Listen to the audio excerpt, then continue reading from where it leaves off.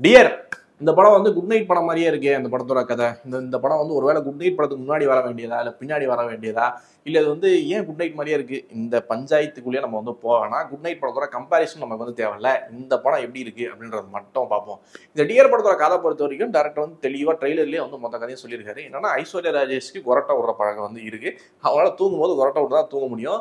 இதுக்கு அப்படியே நேர் ஆப்போசிட்டா ஜிவி பிரகாஷ் வந்து அவர் வந்து ஒரு லைட் ஸ்லீப்பர். கொஞ்சம் சவுண்டு இந்த குண்டூசி விழுந்தோட மனுஷன் வந்து எந்திரிச்சுவாரு. ஸோ இவங்க ரெண்டு பேரும் வந்து கல்யாணம் நடக்குது. அண்ட் இதுக்கப்புறம் இவங்க லைஃப் எப்படி இருக்க போகுது அப்படின்றது தான் இந்த டியர் படத்துடைய கதை. இந்த படத்துக்கு ஏன் டியர் அப்படின்னு பேர் வந்தது அப்படின்றதுக்கு சின்னதாக ஒரு அனிமேஷன் மாதிரி சீக்வன்ஸ் தான் இருக்கிறாங்க. என்னன்னா ஐஸ்வர்யா ராஜேஷ் அவங்க பேர் வந்து தீபிகாவும் அதில் வந்து தீயை தூக்கிட்டாங்க.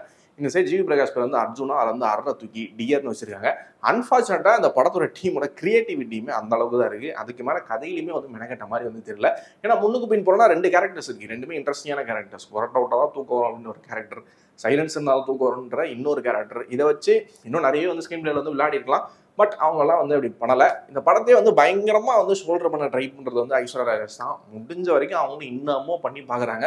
பட் படத்தை வந்து தூக்கின பாடு வந்து இல்லை.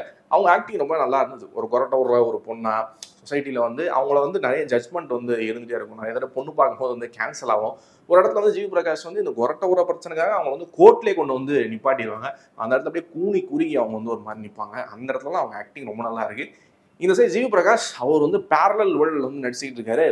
டேரக்டரே வந்து நிறைய டைம் வந்து சார் போதும் சார் கட்டே சொல்லியாச்சு சார்னாலும் கட்டை தாண்டி வந்து மனுஷன் நடிப்பார் போல. நிறைய இடங்கள்ல லைட்டாக ஓவர் ஆக்டிங் பண்ணியிருக்காரு. அது என்னன்னு புரியல. ஒருவேளை இந்த கேரக்டரை பார்த்தாலே வந்து இரிட்டேட்டிங்காக தான் இருக்கும் அப்படின்னு சொல்லி டேரக்டர் எழுதினாரா இல்லை ஒரு நடிச்சதுனால இப்படி இரிட்டேட்டிங்காக இருக்கா அப்படின்றதான் நமக்கு வந்து தெரியல. எனிவேஸ் இவர் ஆக்டிங் வந்து இந்த ஜோனில் தான் வந்துருக்கு. சரி, இந்த படத்தை வந்து டெக்னிக்கல் டீமையாவது நம்ம வந்து பயங்கரமாக பாராட்டுவோம்ப்பா அப்படின்னு நம்ம நினைச்சாலும் அதுலேயுமே ஃபுல்லாக சொதப்பல் தான். இந்த படத்தோட பட்ஜெட் வந்து ரொம்பவே கம்மி அப்படின்றது. ஆக்சுவலாக அந்த மாதிரி கம்மியான பட்ஜெட் படங்கள் இது ரொம்பவே கம்மின்னு தெரியவே கூடாது. அதுதான் டெக்னிக்கல் டிபார்ட்மெண்ட்டோடைய வேலை. பட் அது வந்து நமக்கு வந்து ஒரு ஃப்ரேமே தெரியுது. படம் டீமுக்கும் ப்ரொடக்ஷனுக்கு ஏதாவது சண்டையாக என்ன நமக்கு வந்து தெரியல. சினிமாட்டோகிராஃபர் ஜெகதீஷ் சுந்தரமூர்த்தி அவரோட ஃப்ரேமிங்லாம் பார்த்தீங்கன்னா ஆல்ரெடி படம் வந்து பயங்கர ட்ரையாக தான் இருக்குது. ஒரு சீன் இன்ட்ரெஸ்டிங்காக இல்லை. அப்படி இருக்கும்போது இதுலையாவது கொஞ்சமாவது கலர்ஃபுல்லாக காமிச்சிருக்கலாம். பட் படம் ஃபுல்லாக மாதிரி டல் டோனாக தான் இருக்குது. ஜிவி பிரகாஷோட பேக்ரவுண்ட் ஸ்கோர் அவங்க ஆக்டிங் மாதிரியே தான் வந்து இருக்குது. பாடல்களும் சுத்தமாக எதுவுமே நல்லா இல்லை. பேக்ரவுண்ட் ஸ்கோரும் சொல்லவே தேவையில்லை. இதே மாதிரி சும்மாராக தான் வந்து இருக்குது. இந்த படத்தை வந்து லைவ் சவுண்ட்லாம் வந்து பண்ணியிருக்காங்க. அதுக்கான ரீசன் தான் என்னன்னு தெரியல. லைவ் சவுண்ட் போனதாலே என்னன்னு தெரியல. எஸ்எஃப்எக்ஸ்லாம் பயங்கர கம்மியாக இருக்குது. நிறைய இடங்கள்ல மயான அமைதியாக தான் இருக்குது.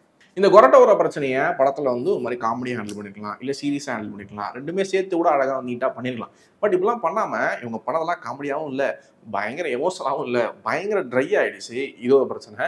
படத்தோட இன்னொரு பிரச்சனைனா இந்த கொரட்டை அப்படின்ற இந்த கோர் கான்செப்டில் வரதுக்கே படம் வந்து பயங்கர டைம் எடுத்துக்குது. உள்ளே வந்ததுக்கு அப்புறமாவும் படம் வந்து அடுத்து இங்கேருந்து டிவோர்ஸ்க்கு மூவ் ஆகுது. சரி, ஓகே, அங்கேருந்து இது என்ன ஆக போகுது அப்படின்னு பார்த்தோம்னா திடீர்னு அபார்ஷன் பற்றி பேசுகிறாங்க. அது ஒரு அரை மணி நேரம் அந்த செக்மெண்ட் வரும்போது இதுக்கப்புறம் கதை எங்கே போகுதுன்னா ஜிவி பிரகாஷோட சின்ன வயசில் வந்து ஓடி போனால் அப்பா அவரு தேடுற படமாக வந்து மாறுது. இந்த சந்தானம் வந்து அரண்மனை படத்தை சொல்லுவார்ல, நம்ம வந்து என்ன வேலைக்கு வந்திருக்கோம் அப்படின்னு வந்து தெரியாமல் முழுசாக சமயக்காரனாகவே மாறிட்டியடா அப்படின்னு வரல.